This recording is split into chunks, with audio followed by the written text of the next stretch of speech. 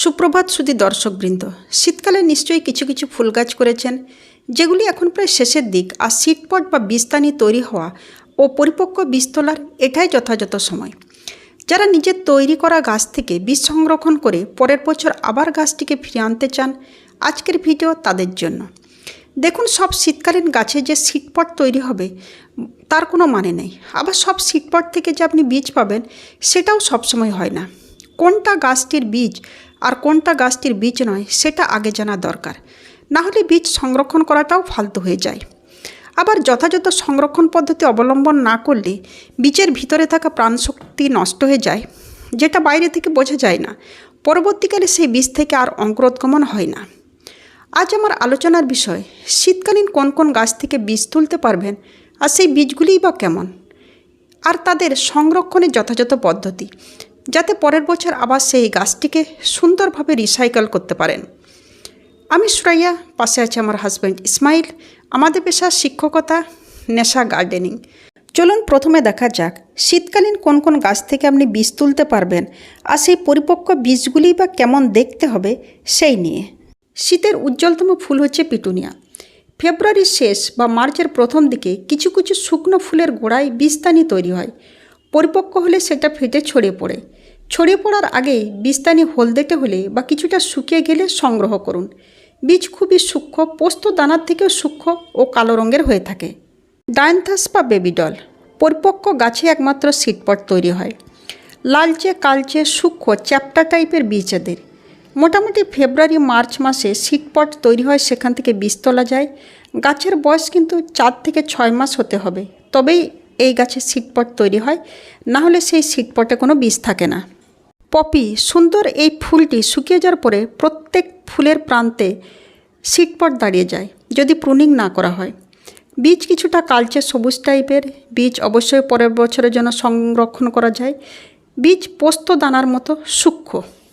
গাঁদার ছোট প্রজাতি হচ্ছে মাছি গাঁদা। ছোট ছোট ফুলের নিচে বীজদানি থাকে, সেখান থেকে সরু সরু দানা দানা দেখে কিছু বীজ তুলে নিলে আপনি পরের বছর চারা তৈরি করতে পারবেন। অ্যাস্টার, ফুল শুকিয়ে যাওয়ার পরে কিছু কিছু ফুলের গোড়ায় এরকম সিডপট দাঁড়িয়ে থাকে, সেগুলো তুলে নিয়ে আপনি বাছাই করে এরকম দানা দানা বীজ দেখতে পারবেন।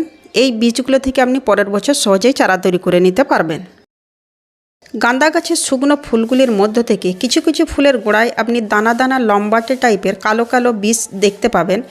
এগুলো আপনি সংরক্ষণ করে রাখলে পরের বছর এখান থেকে চারা তৈরি করতে পারবেন। কসমসের বীজ থেকে সহজেই চারা তৈরি করা যায়। কসমসের বীজ বাসমতি চালের মতো লম্বাটে হয়ে থাকে, কালো কালো হয়ে থাকে, সহজেই সংরক্ষণ করা যায়, চারাও তৈরি করা যায়। ভারবেনার ফুল শুকিয়ে যাওয়ার পরে কিছু কিছু ফুলের মাথায় আপনি সিডপট দেখতে পারবেন। সব সিডপটে বীজ থাকে না। যে সিডপটটি আপনি দানা দানা দেখতে পাবেন সেই সিডপটটি তুলে নিয়ে তারপর ভিতর থেকে ছাড়িয়ে আপনি লম্বাটে দানা দানা টাইপের বীজ পেয়ে যাবেন। ক্যালেন্ডুলা ফুল শুকিয়ে যাওয়ার পরে কিছু কিছু ফুলের মাথায় যে সিডপট তৈরি হয় সেখান থেকে আপনি অর্ধ গোলাকার টাইপের বীজ দেখতে পাবেন। সেগুলো সংরক্ষণ করে রাখলে পরের বছর চারা তৈরি করতে পারবেন। ন্যাস্টাসিয়া, মোটামুটি ফেব্রুয়ারির শেষ বা মার্চের দিকে আপনি এর যে বীজগুলি দেখতে পাবেন সেগুলি কিন্তু মোটা মোটা মটর দানা টাইপের বীজ হয়ে থাকে। এগুলি সহজেই সংরক্ষণ করা যায়, চারাও তৈরি করা যায়। হাইব্রিড নয়নতারা, যেটা শীতকালে হয়ে থাকে, ফেব্রুয়ারি মার্চের দিকে এর সিডপট তৈরি হয়, সেখান থেকেও বীজ সংগ্রহ করে আপনি সংরক্ষণ করে পরের বছর চারা তৈরি করতে পারবেন। সালভিয়ার বীজ তৈরি হয় ফুল শুকিয়ে যাওয়ার পরে ভিতরে। বীজগুলি আকারে বড়, মোটা আর কালো হয়ে থাকে। এগুলিকেও ভিতর থেকে সংগ্রহ করে আপনি পরের বছরের জন্য চারা তৈরি করতে পারবেন। চেরিগোল্ডের ফুল শুকিয়ে যাওয়ার পরে প্রত্যেকটা ফুলের মাথায় কিন্তু সিডপট তৈরি হতে থাকে। সেইখান থেকে বীজ সংগ্রহ করে সংরক্ষণ করে আপনি কিন্তু পরের বছরে খুব সহজেই চারা তৈরি করে নিতে পারবেন। আপনারা যদি হেলিক্রিসান বা প্লাস্টিক ফুল শীতকালে করে থাকেন তাহলে সেখান থেকেও কিন্তু বীজ সংগ্রহ করে সংরক্ষণ করে পরের বছর সহজেই চারা তৈরি করে নিতে পারবেন। শীতকালীন ফুল হলিহক, ফুল শুকিয়ে যাওয়ার পরে নিচের দিকে সিডপট তৈরি হয়ে থাকে, সেখান থেকে বীজ সংগ্রহ করে আপনি সংরক্ষণ করতে পারবেন। বীজগুলি মোটা মোটা কালো চ্যাপ্টা টাইপের হয়ে থাকে। শীতকালীন ফুল মালভা যদি করে থাকেন সেখান থেকেও বীজ সংগ্রহ করতে পারবেন। বীজগুলি সরু সরু সরষে দানার থেকে একটু মোটা হয়ে থাকে। পরের বছর কিন্তু সহজেই চারা তৈরি করা যায়। শীতকালীন ফুল সিনেরিয়া যদি করে থাকেন সেক্ষেত্রেও কিন্তু আপনি বীজ সংগ্রহ করতে পারবেন। ফুল শুকিয়ে যাওয়ার পরে শুকনো ফুলের মাথায় কিছু কিছু সিড পট তৈরি হয়ে থাকে, আপনাকে দানা দানা দেখে সেই সিডগুলোকে তুলে সংরক্ষণ করতে হবে। এবার চলুন আলোচনা করা যাক বীজ সংরক্ষণ পদ্ধতি নিয়ে। বীজ সংরক্ষণ আপনি দুটি উপায়ে করতে পারেন, একটা প্রাকৃতিক উপায়ে আর একটা প্রিজার্ভ করে।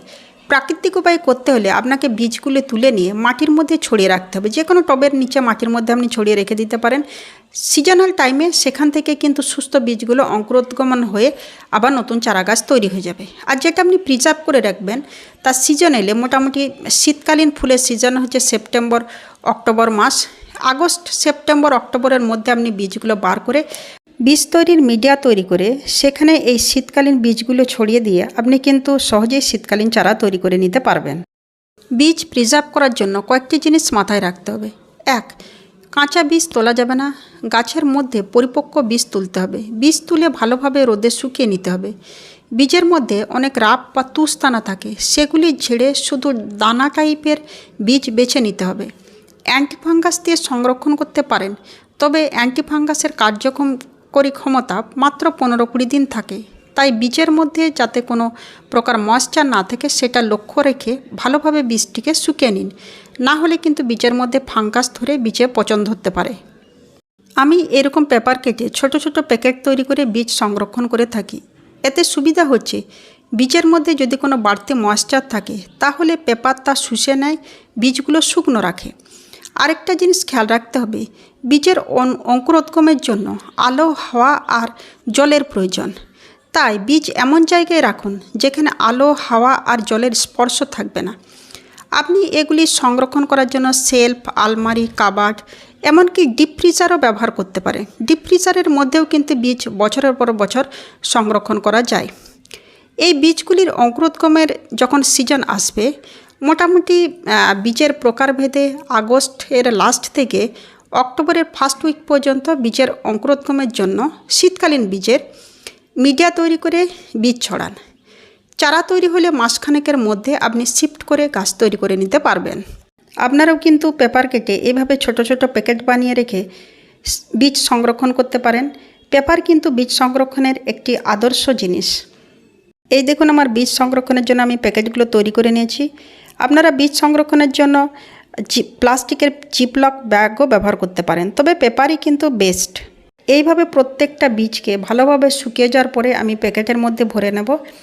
তারপর মুখটাকে ভালোভাবে আটা দিয়ে বন্ধ করে নেব। এরপরে নাম আর ডেট লেখার পালা। ডেট বলতে সালটি লিখলেই আপনার চলবে। আমি এখানে যেমন হলিহক আর সাল 2026 এখানে লিখে দিচ্ছি। এইভাবে প্রত্যেকটা বীজকে আমি প্যাকেটবন্দি করে আবার প্লাস্টিকের মধ্যে ভরে সম্পূর্ণ হাওয়াটাকে বার করে নিয়ে টিফিনের মধ্যে পুরে প্রত্যেকটা বীজগুলোকে একসঙ্গে টিফিনের মধ্যে এভাবে ভরে নিয়ে তারপর আমি সংরক্ষণ করার জন্য আলমারির বা কাবার্ডের মধ্যে রেখে দেবো। গাছ পরিচর্যা বা গাছ তৈরি সম্পর্কিত বা সমস্যা সম্পর্কিত যে কোনো প্রশ্ন থাকলে করতে পারবেন, আমি যথাযথ উত্তর দেওয়ার চেষ্টা করব। যদি পুরো ভিডিওটা দেখার পরে যদি আপনার প্রয়োজনে মনে হয় আমাদের চ্যানেল সবুজে ঘেরা বনলতাকে সাবস্ক্রাইব করে নেবেন। ভিডিওটি ভালো লেগে থাকলে লাইক, কমেন্ট করবেন। একটি গাছ অনেক প্রাণ, গাছ তৈরি করুন, ভালো থাকুন। চলুন পৃথিবীকে সবুজায়নের লক্ষ্যে আমরা সবাই একসঙ্গে হাত বাড়াই।